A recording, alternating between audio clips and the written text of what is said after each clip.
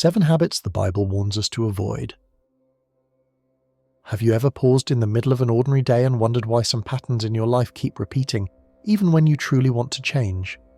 You pray, you promise yourself you will do better, you even feel sincere for a moment, and yet weeks later you notice the same reactions, the same attitudes, the same quiet struggles returning like familiar footsteps in a hallway you thought you had left behind. Many of us imagine that spiritual danger always looks dramatic or obvious, but the truth is far more subtle. The habits that shape our hearts rarely arrive with loud warnings. They slip in quietly, disguised as normal behaviour, justified thoughts, or routines we never question. We often look for big sins while ignoring the small daily choices that slowly guide the direction of our soul.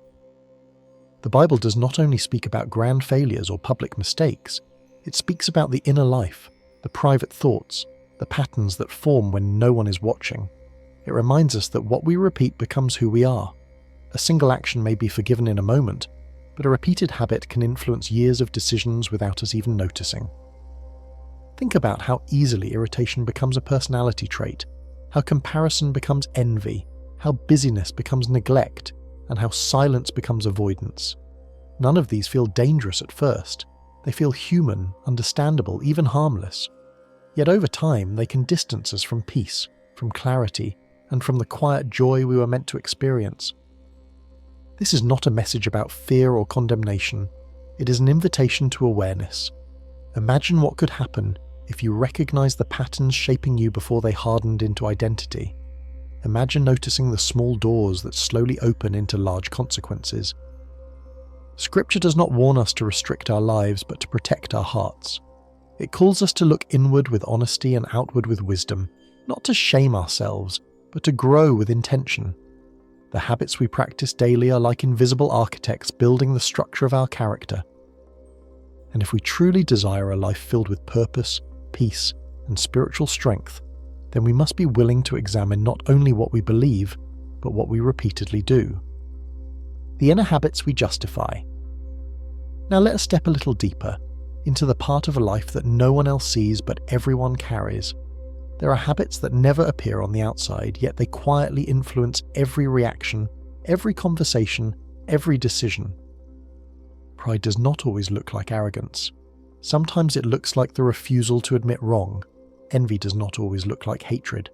Sometimes it looks like silent comparison while scrolling through someone else's success. Resentment does not always explode into anger.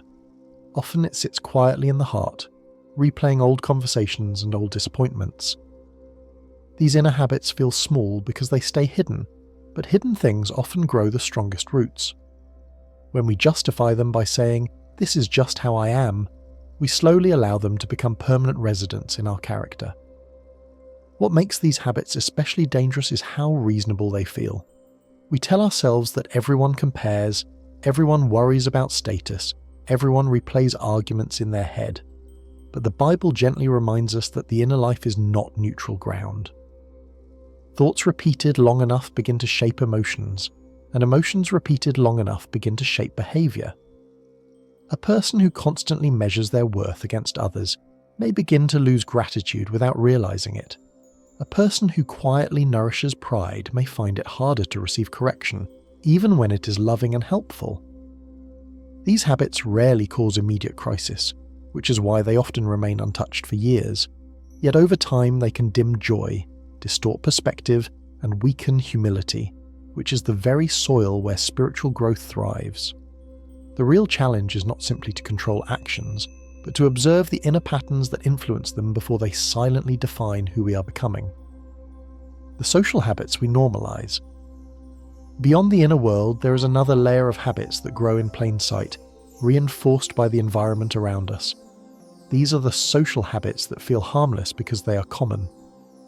Gossip that starts as casual conversation, small dishonest shortcuts that feel efficient, constant distraction that feels like relaxation, and words spoken carelessly because everyone else speaks the same way. When behaviour is shared by a crowd, it begins to feel safe, almost invisible. Yet the presence of many participants does not remove the spiritual weight of the habit. In fact, community approval can sometimes soften our conscience faster than personal temptation ever could. Consider how easily standards shift when everyone around us moves in the same direction. A workplace where exaggeration is normal can slowly teach honesty to feel inconvenient. A group of friends who constantly criticize others can make judgment sound like humor. The human heart is deeply influenced by repetition, and repetition multiplies when it is shared. The Bible consistently points out that wisdom is not measured by popularity, and truth is not determined by majority vote. Social habits have momentum, and momentum can carry a person far from the path they once intended to follow, without them noticing the distance travelled. The challenge is not isolation from society, but awareness within it. To live wisely does not mean rejecting people, but it does mean choosing which patterns we allow to shape our speech, our time, and our priorities. When we become conscious of the rhythms around us, we regain the ability to decide whether we are being shaped by the crowd or guided by conviction. The neglected habits we ignore. There is another category of habits that rarely receive attention because they are not loud, not scandalous, and not obviously wrong. They are the habits of neglect, the quiet absences that slowly empty the heart rather than stain it. We often focus on what we should stop doing, but far less on what we have quietly stopped practicing. Gratitude fades when it is not expressed. Reflection disappears when life becomes rushed. Intentional kindness becomes rare when convenience takes priority. None of these changes happen overnight. They happen gradually, almost politely, as if they do not want to disturb us. Yet over time, the absence of these good rhythms can create a strange dryness, a sense that something meaningful is missing, even when life appears full on the surface. Busyness is one of the most effective disguises for neglect. A person can be productive, respected, and constantly active while quietly starving their inner life. Days pass without a moment of stillness, weeks pass without sincere reflection, and months pass without noticing how distant peace has become. The danger here is subtle because nothing dramatic occurs. There is no single mistake to regret, no obvious wrongdoing to confess. Instead, there is a slow erosion, like water wearing away stone, almost invisible until the shape has already changed. The Bible often speaks not only about turning away from harmful paths, but also about actively pursuing what is good. Neglect is not simply the absence of effort, it is the silent decision to let important practices fade. When we ignore habits of gratitude, reflection, and intentional care, we do not remain neutral, we drift, and drifting rarely leads to the place we hope to arrive. Scripture evidence and context. When we look closely at Scripture, we begin to notice that its warnings are rarely about isolated moments. They're about patterns, directions, and lifestyles. The language used throughout the Bible often describes life as a walk, a path, or a journey. This imagery is not accidental. It suggests movement, continuity, and repetition rather than a single step. Pride, deceit, uncontrolled speech, envy, and spiritual laziness are not merely listed as mistakes to avoid once. They are described as ways of living that gradually shape a person's destiny. The wisdom found in these passages is not harsh, but protective. It recognizes how easily repeated behaviors can harden into identity if left unexamined. There is also historical and linguistic depth to these teachings that reveals their intention. In ancient contexts, the word often translated as walk carried the meaning of habitual conduct, not physical motion. It referred to the daily pattern of one's life, the consistent rhythm of choices made in ordinary moments. This insight reminds us that biblical warnings are less about sudden failure and more about sustained direction. They invite awareness of the small, repeated decisions that collectively determine character. Across generations, the same themes appear because human nature does not change as quickly as culture does. People in different eras faced different circumstances, yet the inner tendencies remained strikingly similar. Scripture's consistency is not repetition without purpose. It is a reminder that the formation of the heart is a continuous process.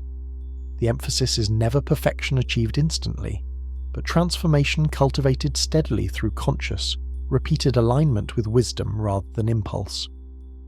Resolution, what the Bible actually invites us toward. After looking at the inner habits we justify, the social habits we normalize, and the neglected habits we ignore, a natural question rises in the heart. Is this simply a long list of warnings meant to make us feel burdened?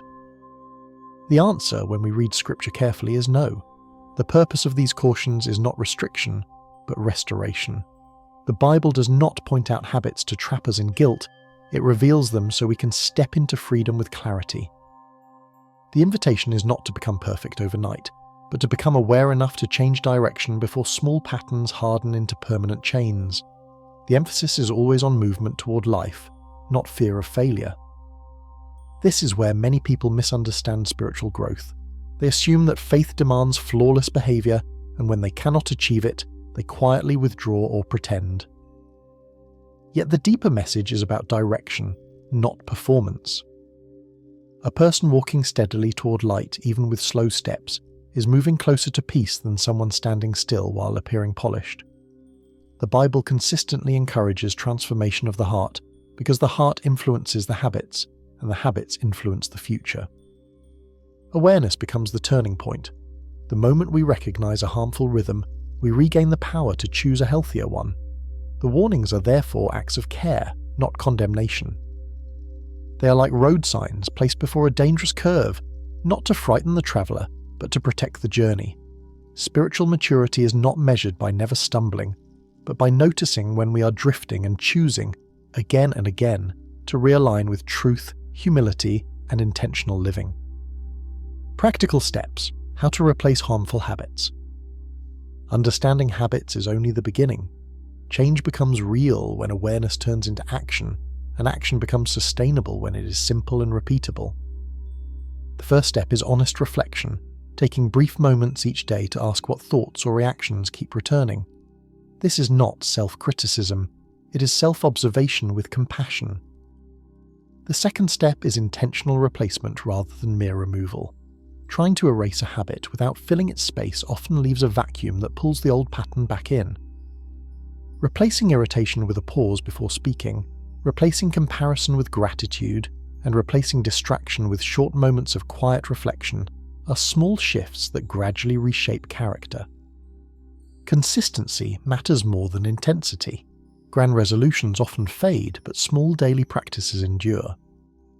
Speaking words carefully, expressing thanks even in ordinary situations, and choosing honesty in minor details create rhythms that strengthen over time. Support from others also plays a quiet but powerful role. Conversations with trusted friends or mentors can bring clarity that solitude sometimes cannot. The biblical approach to overcoming harmful habits is rarely about force. It is about renewal of the mind and steady redirection of the heart. Change does not arrive as a sudden transformation, but as a series of deliberate choices repeated until they become natural. When new rhythms are practiced with patience, what once felt difficult begins to feel familiar, and what once felt distant begins to feel like home.